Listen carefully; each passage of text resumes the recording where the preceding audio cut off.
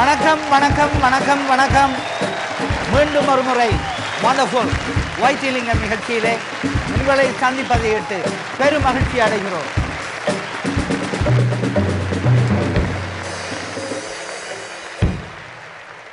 ஒரு கணவனுக்கும் மனைவிக்கும் இடையிலே கொஞ்ச நாளாக கதை இல்லை. அதாவது ஒருவருக்கொருவர் கதைத்துக் கொள்வதில்லை. ஏதோ ஒரு முருகல் நிலை. இந்த நேரத்திலே ஒரு நாள் அவர் அதிகாலையிலே ஒரு இடத்திற்கு போக வேண்டும், அவசரமாக போக வேண்டும். ஆனால் தான் முதலில் மனைவியுடன் கதைத்தேன் என்ற அந்த பழி வந்துவிடக்கூடாது என்றதுக்காக அவர் உடனே என்ன செய்தார் என்றால், எப்படி இருந்தாலும் காலமே 5 மணிக்கு எழும்ப வேணும், அந்த மெசேஜை வைஃபுக்கு சொல்ல வேணும். அதை வாயால் சொல்கிறதுக்கு அவருக்கு கூச்சம். என்னடா 2 பேரும் கதைக்கிறே இல்லை. அப்போ அவர் ஒரு துண்டொன்று எழுதி வச்சார். இஞ்சருமாப்பா, நாளைய காலமே நான் 5 மணிக்கு எழும்ப வேணும், தயவு செய்தே எழுப்பி விடும் என்று அவர் துண்டி கொண்டு வச்சுட்டு அவர் படுத்துட்டார். அடுத்த நாள் விடிஞ்சுது. நேரம் 9 மணி. எழுப்பி பார்த்தார் 9 மணி ஆகிடுது. சரியான கோபம். இவ வைஃப் தன்னை எழுப்ப இல்லை. இப்போவும் அந்த பழைய கோபத்தை சாதிச்சிட்டான்ற எண்ணத்தில் எழும்பி அவரோட கதைப்பை மண்டு வெளிக்கிட்டவர் ஒரு துண்டொண்டு பக்கத்தில் கிடந்தது. எடுத்து பார்த்தார். அதில் எழுதியிருக்கு, இப்போ நேரம் 5:30 மணி, தயவு செய்தது எழுப்பி.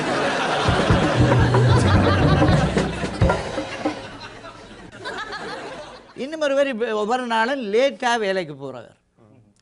லேட்டாக வேலைக்கு போன உடனே பாஸ், அவருடைய பாஸ், கனடியன் பாஸ் சொல்லிட்டார், ஹலோ, இனி நீர் லேட்டாக வந்தீரண்டா உமக்கு வேலை போகும், தொடர்ந்து நீர் எங்கள்கிட்ட வேலை செய்யலாமல் வரும் என்று அந்த பாஸ் சொன்ன. அப்புறம் இவர் பார்த்தார், இது வேலை சீரியஸ், இதோட வேலை போனாலும் என்ற பயத்தில் ஓடி போய் தன்னுடைய ஃபேமிலி டாக்டர்கிட்ட போய் கேட்டார், டாக்டர் இப்படி எனக்கு நித்திரை கூட வருது, லேட்டாக எழும்புறேன், லேட்டாக போகிறேன்னு, இதுக்கு ஏதாவது செய்ய முடியுமா? சொன்னார், I can give you tablet ஒன்றுட்டு ஒரு டாக்டர் ஒரு டேப்லெட் ஒன்றை கொடுத்தார்.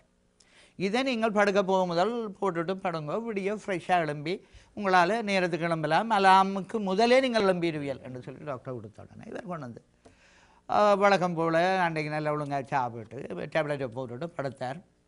விடிய உள்ளோன்னு டைமுக்கு கிளம்பிட்டார். பார்த்தார் அலாம் அடிக்கையில் அவர் எழும்பிட்டார். நல்லா ஃப்ரெஷ்ஷாக எழும்பி பிரேக்ஃபாஸ்ட் எல்லாம் ஒழுங்காக முடிச்சு காரையும் சந்தோஷமாக ஒரு பாட்டு பாடிக்கொண்டு காரில் போய் அங்கே ஆஃபீஸில் இறங்கி, சார் ஐம் வெரி ஹாப்பி, நான் இப்படி நீங்கள் சொன்ன பிறகு ஒரு டாக்டர்கிட்ட மருந்து டேப்லெட் ஒன்று வாங்கினான், அது நல்லா வேலை செய்யுது, இந்த பாருங்க நான் டைமுக்கு வந்திருக்கேன். அப்போ பச்சனை, அது சரி இன்றைக்கு வந்தது சரி, நேற்று எங்கே போனேன்?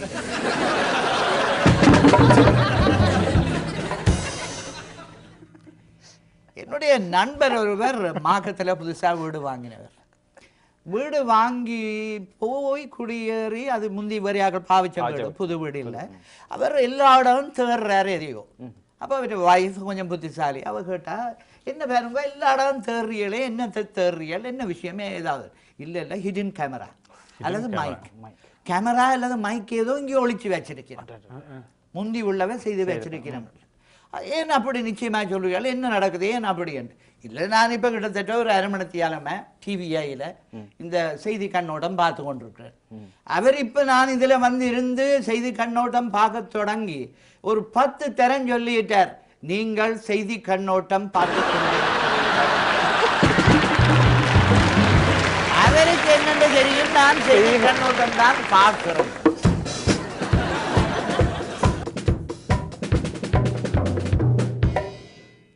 என்னுடைய நண்பர் ஒருவருடைய காரை திருடி கொண்டு போயிட்டாங்க. யாரோ எடுத்துக்கொண்டு போயிட்டாங்க.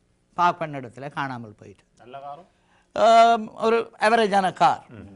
ஆனால் அது நடந்தது என்னென்றால், அவர் அதுக்கு பிறகு போய் கோயில் ஒன்றுக்கு போய் பெரிய அரிச்சனையெல்லாம் செய்து நின்று தாரையாக கண்ணீர் வடித்து கடவுள்கிட்ட மண்டாடி கடவுளுக்கு ஸ்தோத்திரம் சொல்லி கொண்டு ஏன்னா பெரிய ஆச்சரியமாகிடுது. என்னடா கார் காணாமல் போயிடுது, நீங்கள் சொன்ன மாதிரி நல்ல காரோ ஒரு அவரேஜான காரோ என்னென்றாலும் கார் தானே காணாமல் போயிடுது, இவரே அது நல்லது சந்தோஷம்னு சொல்லி கடவுளுக்கு நன்றி சொல்லி ஸ்தோத்திரம் சொல்லி அர்ச்சனை செய்கிறாருன்னு சொல்லி அவரை போய் கேட்டேன், என்ன நடந்ததுன்னு. அவர் சொன்னார், நான் அந்த காரை எடுத்துக்கொண்டு போய்க்க காருக்குள்ள இருக்கேன், தச்சியால் அவன் எடுத்துக்கொண்டு போய்க்க நான் காருக்கு இருந்திருந்தா என்ன நடக்கும்?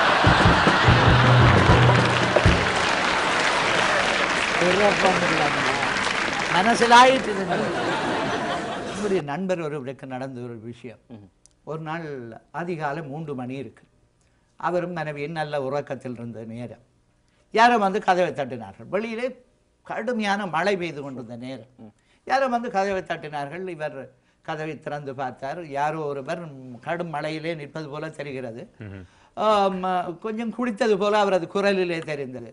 அவர் சொன்னார், தேவை செய்து கொஞ்சம் தள்ளி விடுறீங்களோ என்று சொல்லி கேட்டேன். இவர் சொன்னார், மண்ணாங்காட்டியும் இந்த மழை பெய்யுது, 3 மணி ஆயிடுது, நான் வந்து தள்ளுவேன். இவர் வந்து படுத்துட்டேன். படுத்து கொஞ்ச நேரத்தால் இவருடைய வைஃப் இவரை தட்டி எழுப்பி கேட்டார், என்ன விஷயம் என்ன? இவர் சொன்னார், இப்படி யாரோ கொஞ்சம் குடித்தவர் போல இருக்கு, விடிய 3 மணி, இப்போ இந்த மழைக்குள்ள என்ன கொஞ்சம் தள்ளி விடுறீங்களோன்னு கேட்குறாரு. அவரை காரை தள்ளி சொல்லி.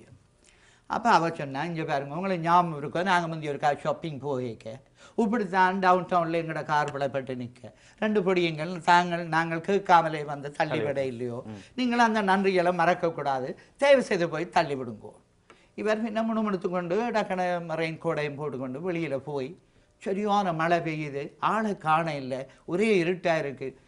கேட்டார், ஹலோ, இன்னும் தள்ளிவிட வேணுமோ, தேவையோ என்று சொல்லி கேட்டார். அந்த இருட்டுக்கே இருந்து பதில் வந்தது, ஓம் தள்ளி விடுங்க, பரவாயில்ல, தள்ளத்தான் வேணுமென்று. அப்போ இவர் கேட்டார், சரி எங்கே நிற்கிறீர், கார் எங்கே? என்ன கார் இல்லை, இங்கே பக்கத்தில் பாருங்க ஊஞ்சல்ல இருக்கிறேன்னு ஒரு தள்ளி விடு.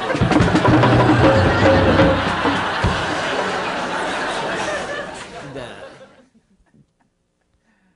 மழை பெய்யுமா, ஸ்னோ கொட்டுமா என்று அறிவிப்பதிலே சிரமம் இருக்கிறது. அது பற்றி ஒரு விஷயம் நான் கேள்விப்பட்டது என்னவென்றால், எனது நண்பர் ஒருவர் சொன்னார், இந்த ரெட் இண்டியன்ஸ் சிவப்பிந்தியர்கள் இருக்கிறார்கள், அவர்கள் எப்பொழுதும் ஆதிவாசிகளைப் போல இயற்கையை பார்த்து மழை பெய்யுமா ஸ்னோ கொட்டுமா என்று கண்டுபிடித்து சொல்லுவதில் வல்லவர்கள்.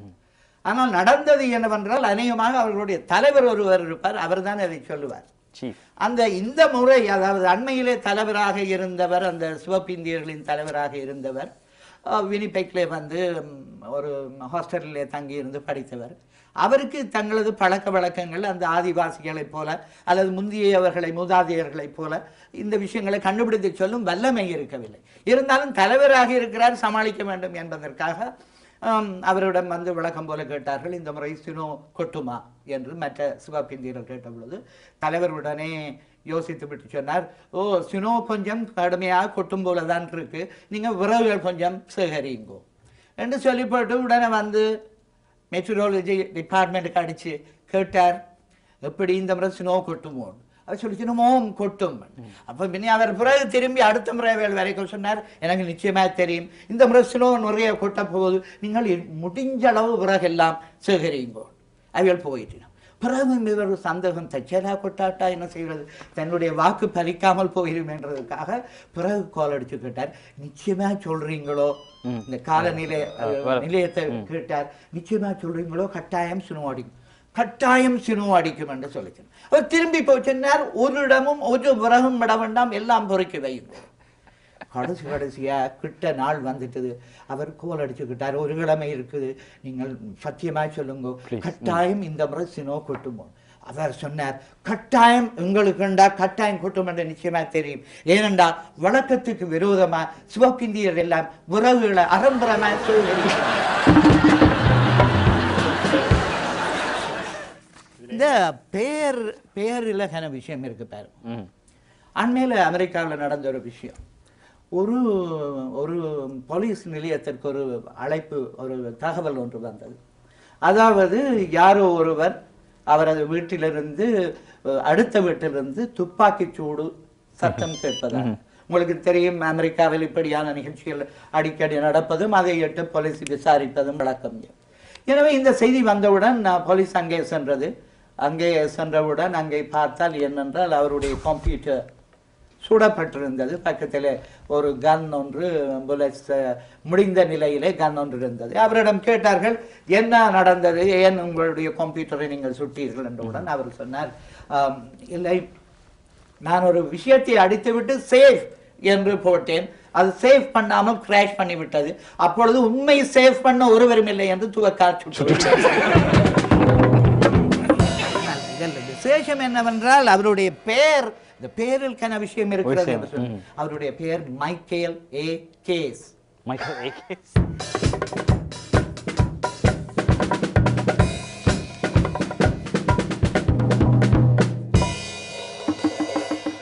ஒரு பிரிட்டிஷ் கப்பல் ஒரு தம்பதியினர் இலங்கைக்கு test match, England Sri Lanka test match பார்ப்பதற்காக போயிருந்தார்கள். கண்டியிலே அந்த மேட்ச் நடந்தது. அவர்கள் போயிருந்த பொழுது அவர்கள் வெகு நாட்களாக அங்கே போன பின்னர் அவர்கள் வழக்கம் போலவே சோறும் கறியும் உரைப்பான கறிகளும் சாப்பிட்டு அவர்களுக்கு சலித்து போய்விட்டது. எங்காவது போய் ஒரு இங்கிலீஷ் ஃபுட் சாப்பிட வேண்டும் என்று தேடிக்கொண்டு போனார்கள். ஸ்டீக் ஹவுஸ் என்று போட்டிருந்தது. அவர்களுக்கு மிகவும் சந்தோஷம், ஸ்டீக் சாப்பிடலாம் என்று போயிருந்தார்கள்.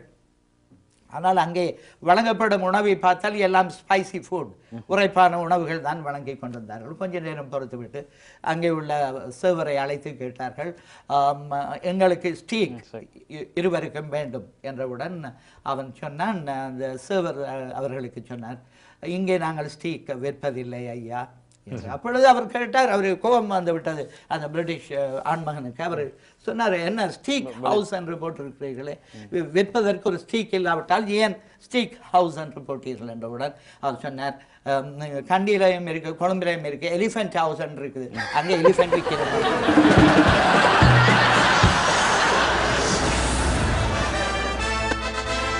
5 top reasons, 5 முக்கிய காரணங்கள்.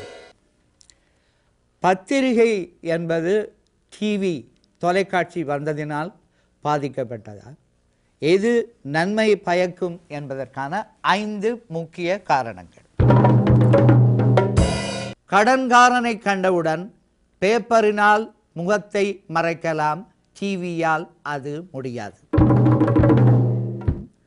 பிள்ளைகளுக்கு தமிழ் வாசித்து பழக அல்லது ஆங்கிலம் வாசித்து பழக நியூஸ் பேப்பர் வாங்கி கொடுக்கலாம். ஆனால் டிவியில் அவர்கள் சினிமா பாட்டுத்தான் பாட பழகுவார்கள். பத்திரிகை மூலம் மா அரிக்கலாம், டிவியில் மா அரிக்க முடியாது. பத்திரிகையில் வருகிற செய்தியை எத்தனை முறையும் திருப்பி திருப்பி வாசிக்கலாம். ஆனால் டிவியில் வருகிற செய்தி வாசிக்கும் பெண்மணியின் சாரியை கவனித்துவிட்டு அநேகமாக தவறவிடலாம். நியூஸ் பேப்பரால் கொசுவையோ இலையானையோ விசுக்கி அடிக்கலாம், டிவியால் அடித்து பாருங்கோ என்ன நடக்கும்.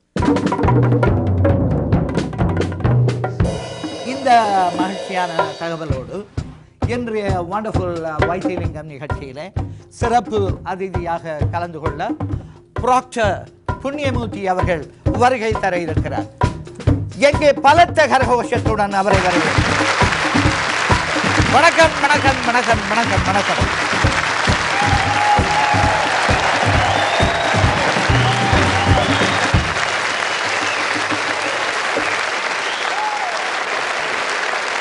வணக்கம் வணக்கம். நீங்கள் திரும்பி பார்க்கும் பொழுது எனக்கு ஒரு ஞாபகம் வருகிறது. சில வேளை நீங்கள் வழக்கு பேசியவர்கள், வழக்கில் ஆஜரானவர்கள் அவர்கள் இங்கே வந்திருப்பார்களோ என்று பார்ப்பது போல. ப்ராக்டர் புண்ணியமூர்த்தி அவர்களே, நீங்கள் நிறைய புண்ணியம் செய்திருப்பீர்கள் உங்கள் தொழிலில், அது எனக்கு தெரிகிறது. எத்தனையோ பேரை நான் எடுத்து விட்டுருக்கிறேன். எடுத்து விட்டுருக்கிறேன் என்று வெளியிலே எடுத்து விட்டுருக்கிறீர்களா? இல்லை, பிரச்சனைகள்ல இருந்து வெளியால் எடுத்து, பிரச்சனையிலேருந்து வெளியால் எடுத்து விடுறதும் மற்ற உள்ளுக்கிலிருந்து வெளியால் எடுத்து விடுறதும் ஒன்றுதான் ப்ராக்டர். நீங்கள் இந்த தொழிலுக்கு சின்னலேயே நீங்கள் வர்றதுக்கான அறிகுறிகள் ஏதாவது? நிறைய தெரிஞ்ச என்று சொல்லி எங்களுடைய அப்பா அடிக்கடி சொல்லுவார். என்னென்றால் நான் இந்த விளையாட்டுகளில் கூட அழாப்புறேன். அப்போ அதை பார்த்துட்டு அவர் சொன்னார், டே இப்படி அவுட் அண்ட் அவுட் இல்லையென்று சொல்லுவீர்கள், இன்னண்டால் அவுட் என்று சொல்லுவீங்க. அந்த கிரிக்கெட்டுகள், இந்த கிளித்தட்டுகள், இதுக்குள்ள அடி வேண்டினாலும் வேண்டியன்றது, அப்படி அடிக்காம அடிச்சேன்றது. அப்ப பார்த்துட்டு உண்மையில முழங்கால பட்டாலும் இல்லை, கையில தான் பட்டாலும் LBW அதுதான். அப்ப சில இடத்துல அம்பையர் வேலை பார்க்கையும் அவுட் கொடுக்குறேன் இல்லை. சில வேளை உங்களோட டீம் தோக்குற மாதிரி இருந்தால் அவுட் கொடுக்குறேன் இல்லை. அந்த நேரம் அங்கால பார்த்தோன்னு நிற்கிறது. இப்படி எல்லாம் செய்ததால அப்பா பார்த்துட்டு சொன்னார், டேய் நீ ஒரு ப்ரொக்டரா வந்தியண்டா பின்னாடிக்கு பெரிய ஆளா இருப்பேன். அப்ப அந்த சின்னல்லே தெரிஞ்சிருக்குதுக்கான அறிகுறி அப்பா கண்டுபிடிச்சிட்டேன். மற்றபடி இது சில பேர் சொல்ல சின்னல்ல வேற விஷயங்கள் சும்மா அவை என்ன குணாதிசயங்கள் பழக்க வழக்கங்கள் மாத்திரமில்ல வேற வகையிலையும் கண்டுபிடிக்கலாம். இப்ப கூப்பிட்ட உடனே சில பிள்ளைகள் வராது, கூப்பிட்ட உடனே வராது, 10 தரம் கூப்பிட்டாலும் வராது. அந்த பிள்ளை கட்டாயமா டாக்குத்தரா தான் வரும். ஊரில் ஊரில். ஏனென்றால் நீங்க இப்ப ஒரு அவசரம் வந்து நீங்க கூப்பிட்டா உடனே டாக்டர் மேல வேற பஞ்சிப்படுறோம் அங்கே ஊரில் ஆஸ்பத்திரிக்கு. இப்போ அப்படி சின்னலையே கண்டுபிடிக்கலாம். அப்போ லோயர்ண்டா கூப்பிட முதல் வந்துடுவார். கூப்பிட முதல்ல அங்க வந்து நிப்பாரு, வந்துடுவார். ஏதாவது பிரச்சனை இருக்கும் அவருக்கு அதானே முக்கியம். அப்ப அந்த சின்ன பிள்ளைகள் கூப்பிட்ட உடனே வாரதும் கூப்பிட்ட உடனே வராம விடுறதிலும் விஷயம் அப்பவே கண்டுபிடிச்சு பிள்ளைகளை அந்தந்த துறையில விட்டு சின்ன வேண்டாங்கடையாக்கள் பிள்ளைகள் நல்லா வரும். அந்தந்த துறையில விட வேணும். அது சரி ப்ராக்டர், நீங்கள் முதல்ல வழக்கு பேச போய் நடந்த விஷயங்கள் ஏதாவது அனுபவங்கள் அதுகள் ஏதாவது சொல்ல முடியும்? முதலா நான் வழக்கு பேச போய் இப்ப கனகாலம் அது இருந்தாலும் எனக்கு அந்த ஒரு வழக்கு நல்ல ஞாபகத்தில் இருக்குது. என்ன நடந்தது? என்னென்னா ஒரு ஆளுக்கு சால்வையாலை அடிச்சு போட்டுது. சால்வையாலை அடிச்சு பெரிய காயம் வந்திருக்காதே, மண்டை உடைஞ்சு போச்சு. சால்வையாலை அடிச்சு மண்டை உடைஞ்சு போய் திருவிழாக்குள்ளே ஒரு பிரச்சனை வந்த இடத்துல சால்வையாலை அடித்த இடத்துல மண்டை உடைஞ்சு போச்சு. அப்போ ஆனால் உண்மையாக நான் சால்வையாலை அடித்த ஆளுக்காகத்தான் வழக்கு பேசினேன். அடித்தவருக்கா? அப்போ இவர் போய் சொல்லியிருக்கிறார் சால்வையாலை அடித்து மண்டை உடைஞ்சாண்டு. அப்ப நீங்கள் கோட்ல ஏறி கலக்கி இருப்பீங்க. கலக்கண்டா உண்மையா நடந்த விஷயம் என்னண்டா, அவர் தேங்காயை சாலையை ஓட்டுட்டு அதுதான் உண்மையா நடந்தார். அப்ப வழக்கு வந்து சாலையாலே அடிச்சேன்னு தானே, அது சாதகமா எனக்கு அது வழக்கு தள்ளப்பட்டு அதுல இருந்தால் எனக்கு ஒரு பேர் எழும்பினோம். அதுதான் நாங்கள் உங்களை தொடர்பு கொண்ட பொழுது இந்த சால்வை ப்ராக்டர் கேட்டு அதுகளையே நீங்க கதைக்கிறீங்க அதுகளெல்லாம். சரி, நீங்கள் இப்போ நீங்கள் சாதாரணமாக ஒரு ப்ராக்டர் மேன் இருக்கிற அளவு உயரம்தான் என்றாலும் உங்களோட இதால் உங்களுக்கு பிரச்சனைகள் வார இல்லையோ? இல்லை, ஒருக்க நான் வழக்கு பேசக்குள்ள அப்போ புதுக்க நீதவானவர் என்ற பேர் ஞாபகம் வருதில்லை. அவர் கொஞ்சம் ஸ்ட்ரிக்டான ஆள். அப்போ அவர் நான் கோர்ட்டை அவமதிக்கிறேன்னு சொல்லி நீங்கள் எழும்பி பேச நான் எழும்பி வழக்க பேசக்க அவர் சொன்னார், நீர் கோர்ட்டை அவமதிக்கிறேன். ஏன் ஏதாவது நீங்கள் தகாத வார்த்தைகள் ஏதாவது பாவிச்சு? இல்லை, நான் அவர் பார்வைக்கு எந்த உசரன் நான் இருந்து கதைக்கிறேன். நீங்கள் எழும்பித்தான் நின்றது. நான் கோர்ட்ல இருந்து கதைப்பேன் நீதவானுக்கு. ஆனா அவர் பார்வைக்கு எந்த அவசரம் இருந்து கதைச்சாமே. இந்த உயரம் உங்களுக்கு பிரச்சனையெல்லாம் இருந்திருக்குமே, இந்த உயரத்தால நீங்கள் அனுபவங்கள் ஏதாவது பட்டீங்களோ? கணக்கு அது இல்லை, நாங்கள் அது ஒரு உடல் ரீதியான விஷயத்தை பற்றி நாங்கள் கதைக்க கூடாது என்றாலும் என்ன உள்ளதை சொல்ல உள்ளதை ஒன்றும் இல்லை. ஆனா எங்க அம்மா அப்பாவே உசரம் எனக்கு அது. ஆனா நான் கட்டையா இருந்ததால தான் எனக்கு அந்த லோயரா வந்ததா பிறகு நல்ல பிழைப்பு. என்ன மாதிரி என்ன மூளை கூட சில பேர் நிற்கிற கட்டையாக்கள். அது சரி பாருங்கோ ப்ராக்டர், நீங்கள் இங்கே வந்துட்டீங்க, இங்கே என்ன மாதிரி கன்சல்டேஷன் அதுகள் நடக்கும்? இங்கே வந்து பாருங்க அவ்வளோ பெருசா செய்ய தேவையில்லை வழக்குகள். ஏனெண்டா இங்கே இப்போ நேற்று வந்தால் இன்றைக்கு வர ஆளுக்கு புத்தி சொல்லுவேன், சொல்லி கொடுப்பேன், சட்டம் எல்லாம் அவர் வேருக்கு சொல்லி கொடுப்பேன் தெளிவோனு காலையே. அப்போ அவைக்குள்ள அந்த பரிவர்த்தனை நடந்து கொள்ளும். அதால எங்கள்கிட்ட வார சனம் கொஞ்சம் குறைவு ஊர் மாதிரி. அப்ப இல்லை, நான் தெரியாம கேட்கிறேன், ஊரில் உங்களை என்னன்னு சொல்றவே? அங்க ஆனா உண்மையா என்ன அவை எல்லாரும் கிரிமினல் லோயர். என்ன கிரிமினல் லோயர்? நீங்கள் சிவில் லோயர் ஒரு ப்ராக்டரா? அதுவும் சிவில் லோ செய்கிற நீங்கள் என்ன? அதுதானே பெரிய விளையாட்டு. என்ன நான் செய்தது சிவில். இந்த காணி வழக்கு இந்த சில்லறை வழக்குகள் தான் நான். ஆனா எனக்கு கிரிமினல் லோயர்ன்னு தான் பேர். அது என்ன மாதிரி? ஏன்னா நான் காசு வாங்குறதுல கொஞ்சம் காசு வாங்குறதுல அதனால கிரிமினல் லோயர் பேர் இருக்கு. அது சரி, நீங்கள் இங்கே வந்து புண்ணியமூர்த்தி, நீங்கள் எப்படி இந்த இங்கത്തെ கனடியன் லோ அதுகள் படிச்சுட்டீங்களோ? ப்ராக்டிஸ் பண்ணுறேன்டா படிக்க வேணும். படிக்கிறதான். இப்போ இங்கത്തെ லோ புத்தகங்கள் வந்து ஒரு 2000-3000 பக்கம் இருக்கும் ஒவ்வொரு புத்தகம். அப்போ நான் படிச்சோண்டு போக ஒரு வருஷத்துக்கு எப்படி ஒரு 100-150 பக்கம் படிச்சிடுவேன். இப்போ சோதனை கிட்டுதன்னைக்குள்ள லோவை மாற்றி போடுவாங்க. ஒரு வருஷம் பிறகு நான் மற்ற புத்தகத்தை வாங்கி பேந்து படிக்க துவங்குவேன். பிறகு அடுத்த வருஷம் லோவை மாத்தி போடுவாங்க. நீங்கள் படிச்சு முடிகிறது கிடையாது, லோவை மாத்தி போடுவாங்க. அப்ப எனக்கு அது ஒரு வசதியா போச்சு. அப்ப நான் சோதனையே எடுக்க தேவை.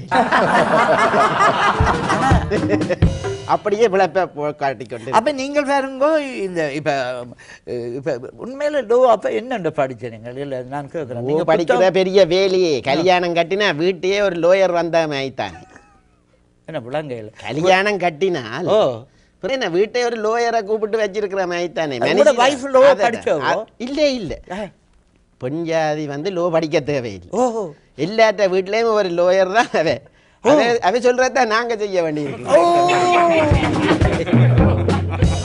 நீங்கள் அந்த லோ இத்தனை மணிக்குள்ள வர வேண்டாம் அத்தனை மணிக்குள்ள போ வீட்டை நிக்கணும் இதை வேண்டிய அங்க உண்டா வேண்டியணும் அது சரி சும்மா சரி வேண்டி கொண்டு வரது மாத்திரமல்ல வாழைப்பழம் ஏன் நசீர மாதிரி வாங்கின நீங்கள் அதுதான் திருப்பி கொண்ட மாத்திர இடமும் இருக்கு எத்தனை நாள் திருப்பி கொண்டு போய் மாத்தி வந்திருக்கு அப்ப லோயர்ஸ் வீட்டுல இருக்கிறோம் வீட்டுக்கே லோயர் இருக்கு அப்ப லோயர்ஸ் அந்த மாதிரி லோயர்ஸ் அட்வைஸ் கேட்டுத்தான் நீங்கள் நான் வெளியில லோயர் வேலை பாக்குறேன் அப்ப இங்க வந்து பாருங்க வைஃப் இருக்கிறா பிள்ளைகளும் இருக்கணும் அவையும் படிப்பினம் ஆனா பிள்ளைகள் என்ன சொல்லுங்க எங்கட ஊர் பிள்ளைகள் மாதிரி இல்லை இங்கத்த பிள்ளைகள் வந்து தேதப்பனுக்கு கூட புத்தி சொல்றதுக்கு அங்க எங்கட ஊர்ல தேதப்பன் பிள்ளைகளுக்கு புத்தி சொல்றோம் இங்க பிள்ளைகள் தேதப்பனுக்கு புத்தி சொல்றோம் அது என்ன மாதிரி பாருங்க அது என்ன மாதிரி இப்ப ஒரு சின்ன பிரச்சனை என்றாலும் இப்ப ஒரு படியனுக்கு நாங்கள் ஒரு கையை வச்சுட்டோம் வைங்க இப்படி கையை என்றால் ஒரு அடிக்க போட்டுட்டோம் அடி எந்த படிக்க இல்லை என் சுணங்கி வார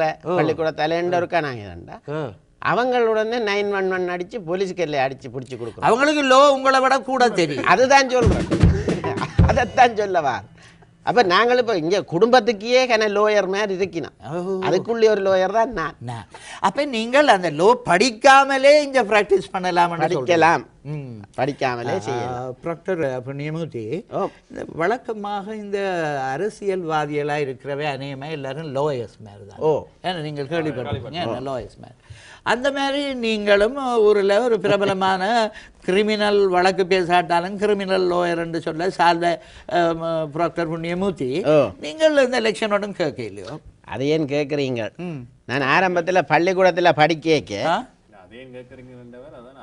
அதைத்தான் கேட்குறீங்க குட் பாயிண்ட் அப்ப பள்ளிக்கூடத்தில் படிக்க ஒரு சின்ன ஒரு எலெக்ஷன் பள்ளிக்கூடத்துக்குள்ள அந்த அந்த மானிட்டரா வர அப்படி கேட்டு சரி வரையில்லை எலெக்ஷன்ல நீங்க தோத்து போன அதுக்கு பிறகு எங்களோட விசியில கிராமக்கோட்டை எலெக்ஷன் கேட்டேன் விசி வில்லேஜ் கவுன்சில் அதுலேயும் தோத்து போனேன் அதுக்கு பிறகு அவே என்ன சேர்க்கவும் இல்லை நானும் அதுக்குள்ள போகல அப்ப நீங்கள் அந்த அதாவது உருளை இவ்வளவு பிரபலமா இருந்து கூட நீங்கள் ஒரு விசி எலெக்ஷன் கூட வெள்ளலாம் போயிட்டு அப்ப நீங்கள் இப்ப இங்க கனடாவில் இப்ப என்ன செய்து கொண்டிருக்கிறீங்க இப்ப சும்மா இப்படித்தான் இந்த வார அகதி வழக்குகள் மற்றது இந்த குடும்ப பிரச்சனைகள் இதுகளை கொஞ்சம் அவைக்கு புத்திமதியை சொல்லி நான் ஒரு கதை ஒன்று கேள்விப்பட்டேன் இப்ப சில வேளை இந்த குடும்பங்களுக்குள்ள பிரச்சனை இல்லாவிட்டா நீங்களே ரகசியமா போன் அடிச்சு குடும்பங்களுக்குள்ள பிரச்சனை எழுப்புற மாதிரி அப்படி ஏதாவது இதுகள் என்னத்துக்கு வெளியில இதுல பகிரங்கமா கதைப்ப அப்படின்னு நடக்கிறதான்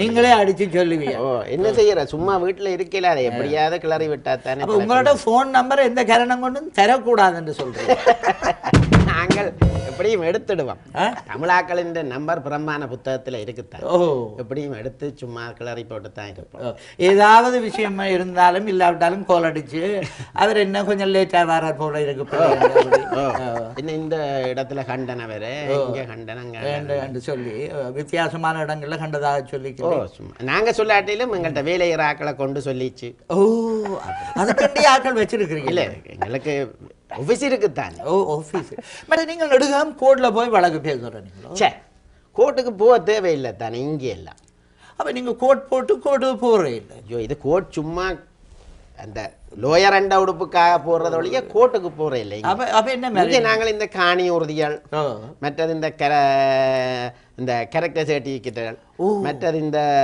பாஸ்போர்ட் படங்கள் இதுகளுக்கு கையெழுத்த போட்டுட்டு ஒரு 5-10 வாங்க எங்கட சிவியம் போய் அப்ப கிட்டத்தட்ட நீங்கள் ஊர்ல வேணும் நிறையத்தான் இங்கே பெருக்கி பார்த்தால் அப்படித்தான்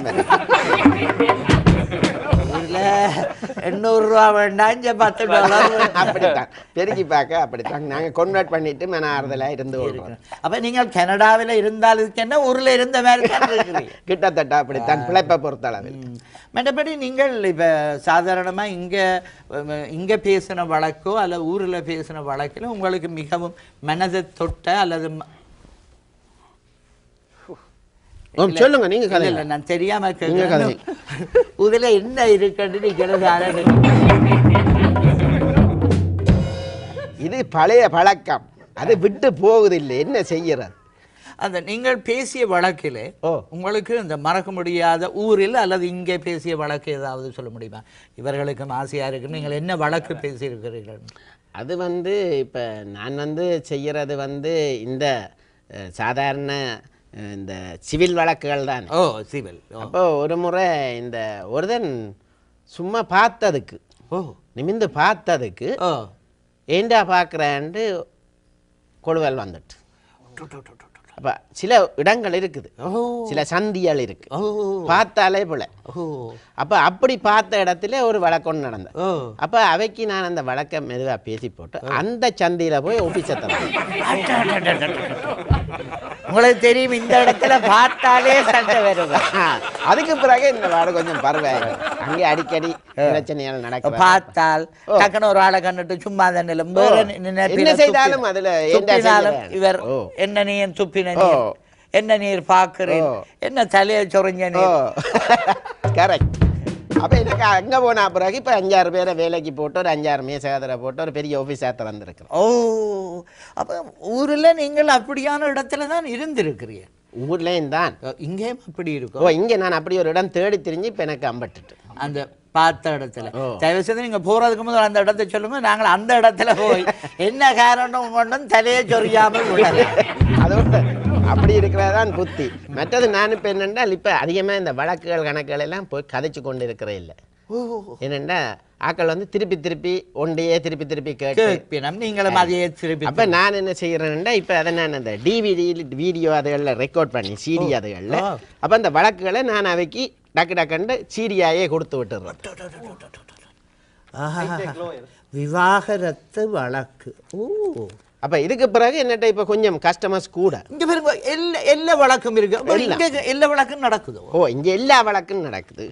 அதுக்கே எல்லா வழக்கும் நடக்குது. என்ன சில பேர் இந்த தெரியாதே இந்த பிள்ளையான கள்ள உறுதிகள்ல வீடுகளை வேண்டது கொள்றது, அது இங்கேயும் இருக்கும். இங்க என்ன எங்கேயும் இருக்குத்தானே உலகத்துல. களவும் பொய்யும் இருக்கு, மட்டும் எங்களுக்கு பிழைப்பு இருக்குதான். நீங்கள் ஏதோ இந்த அளவில் இருந்து கொண்டு இல்லை இந்த அளவுன்னு சொல்லி இந்த தகுதியில் இருந்து கொண்டு நீங்கள் இவ்வளவு தூரம் ஊரிலும் இங்கும் சாதித்து காணி வழக்குகள் எல்லை வழக்குகள் எல்லாம் பேசி எல்லா வழக்கெல்லாம் பேசி எங்களுக்கும் அந்த தகவல்களை எங்களோடு பரிமாறிக்கொண்டதற்காக வண்டர்ஃபுல் வைத்திலிங்கம் நிகழ்ச்சியில் பார்வையாளராக கலந்து கொண்டிருக்கும் நேயர்களுக்கும் உங்களுக்கும் நன்றி கூறி, என்னோடு இந்த இசை வழங்கி கொண்டிருக்கும் கலைஞர்களுக்கும் நன்றி கூறி, மீண்டும் ஒரு முறை வண்டர்ஃபுல் வைத்திலிங்கம் நிகழ்ச்சியிலே சந்திக்கும் வரை வணக்கம் வணக்கம் வணக்கம் வணக்கம் வணக்கம் வணக்கம்.